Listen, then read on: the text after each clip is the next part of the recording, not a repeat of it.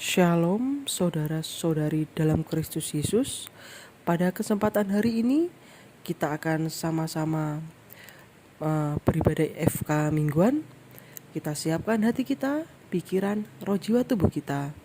Dan kita biarlah benih kebenaran firman Tuhan tertanam dalam lubuk hati kita, berakar, bertumbuh dan berbuah lebat. Kita lakukan kebenaran firman Tuhan hanya untuk hormat kemuliaan Tuhan. Baik saudara-saudari sekalian, pada kesempatan hari ini tema kebenaran firman Tuhan adalah pengampunan dosa. Jadi di sini kita akan sama-sama belajar tentang pengampunan dosa. Jadi apakah kita melakukan dosa, Tuhan mengampuni kita? Dan berapa kalikah Tuhan mengampuni dosa-dosa kita? Dan apakah kita bisa mempermainkan tentang dosa? Kita tahu Tuhan mengampuni dosa kita, tetapi kita masih berbuat dosa. Baik, kita akan belajar bersama-sama. Kita buka kitab kita di Yesaya pasal 1 ayat 18 sampai 20. Mari kita sama-sama membaca kebenaran firman Tuhan ini. Marilah, baiklah kita berperkara. Firman Tuhan, sekalipun dosamu merah seperti kirmisi, akan menjadi putih seperti salju. Sekalipun berwarna merah seperti kain kesumba, akan menjadi putih seperti bulu domba. Jika kamu menurut dan mau mendengar, maka kamu akan memakan hasil baik dari negeri itu. Tetapi jika kamu melawan dan memberontak, maka kamu akan dimakan oleh pedang. Sungguh, Tuhan yang mengucapkannya. Jadi di sini dikatakan bahwa dosa kita, seberat apapun dosa kita, Tuhan tetap mengampuni kita. Apapun dosa kita, dalam apapun dosa kita datang kepada Tuhan, Tuhan tetap mengampuni. Tetapi di sini saya tekankan bahwa kita tidak bisa mempermainkan yang namanya dosa. Jadi mentang-mentang kita nih diampuni oleh Tuhan nih, kita masih berbuat dosa, seenaknya melakukan hal dosa, hal cemar, melakukan keinginan daging kita, itu termasuk mempermainkan keselamatan. Jadi ada yang mengatakan itu adalah menyalibkan Tuhan yang kedua kalinya. Itu tidak boleh saudara-saudari. Jadi yang benar bagaimana? Kita memang datang kepada Tuhan dalam kondisi kita berdosa. Kita minta pengampunan dosa. Tetapi dalam hati kita juga harus bertobat. Bertobat itu tidak melakukan dosa itu lagi. Jadi contohnya nih, jika kita melakukan misalnya berpikir negatif tentang orang lain. Contohnya nih, saya berpikir negatif tentang seseorang terhadap saya. Saya merasa dia memfitnah saya, atau bahkan memang dia memfitnah saya, gitu kan.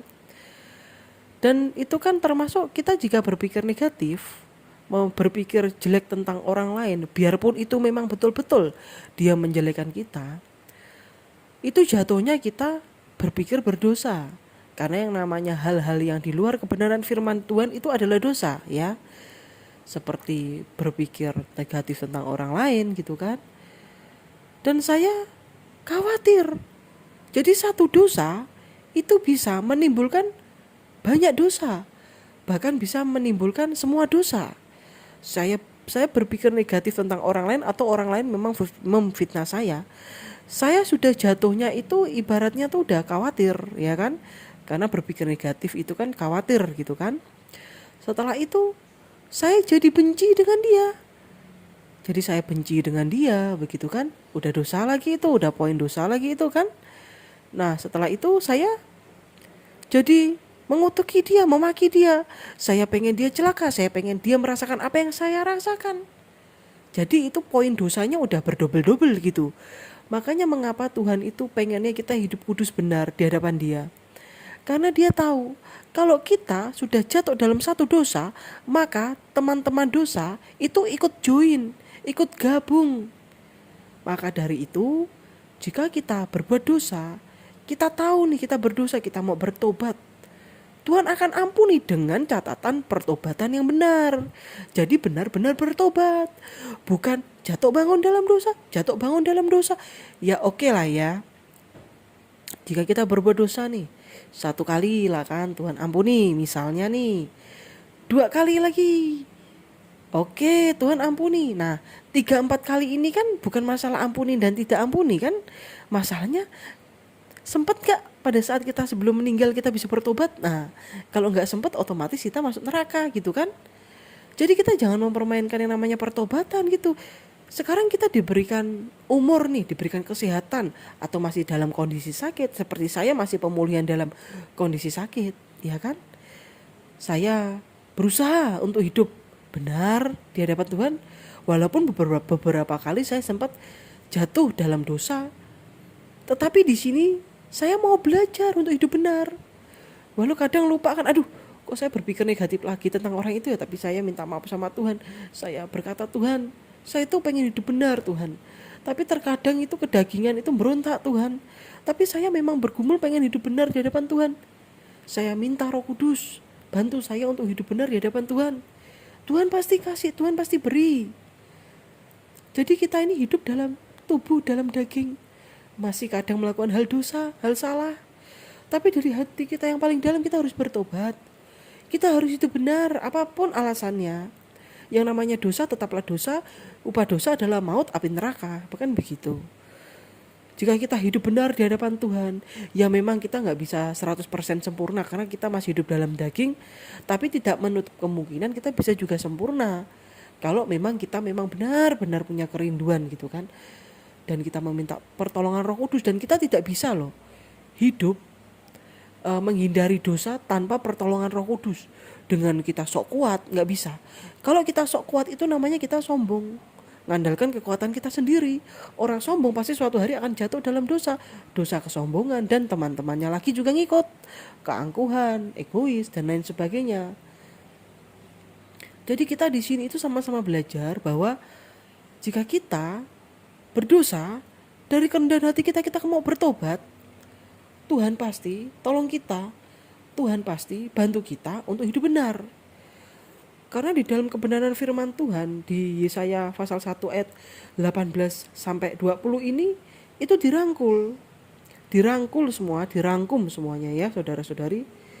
Di sini dikatakan bahwa sekalipun dosamu merah seperti kirmizi akan menjadi putih seperti salju. Sekalipun berwarna merah seperti kain kesumba akan menjadi putih seperti bulu domba. Dan ini poinnya saudara-saudari ya, poin dari pertobatan itu. Jika kamu di ayat 19, jika kamu menurut dan mau mendengar, maka kamu akan memakan hasil baik dari negeri ini. Dan ayat yang ke-20, tetapi jika kamu melawan dan memberontak, ini orang yang bertobat jatuh kayak meremehkan pertobatan gitu, dan orang yang tidak mau bertobat-tobat ya, maka kamu akan dimakan oleh pedang. Pedang ini kan orang kalau misalnya ditusuk pedang tuh gimana sih, tahu sendiri kan ya. Pedang itu kan kematian, maut gitu kan. Jadi di sini kita tuh belajarlah hidup benar. Bangun pagi saat teduh, berdoa minta perlindungan Tuhan sepanjang hari ini. Dan jikalau doa kita belum dijawab Tuhan juga, kita juga tidak boleh kepahitan. Kemungkinan besar belum waktunya. Atau memang doa itu tidak berkenan di hadapan Tuhan karena dapat merugikan kita. Tuhan itu orang tua yang pengen anaknya itu mendapatkan hal yang terbaik. Bukan mengabulkan keinginan anaknya sesuai hawa nafsu anaknya. Karena itu dapat membinasakan anak itu. Tuhan kan itu orang tua. Dia pengen kita dekat dengan dia. Dia pengen kita dengerin semua perintahnya dan kita lakukan gitu kan. Jadi di sini mari kita sama-sama belajar dengan sama-sama merendahkan hati kita, melepaskan semua keegoisan kita, melepaskan semua keinginan daging kita. Kita bersekutu dengan Tuhan, kita mau berubah bertobat dengan Tuhan. Ingat, di dunia ini itu hanya sementara saudara-saudari. Keinginan dunia, kenikmatan dunia itu hanya sementara. Yang kekal hanya kerajaan surga. Kekekalan adalah kebenaran firman Tuhan, yaitu upah dari kerajaan surga itu. Jadi baiklah kita semuanya belajar untuk bertobat, belajar untuk melakukan kebenaran firman Tuhan.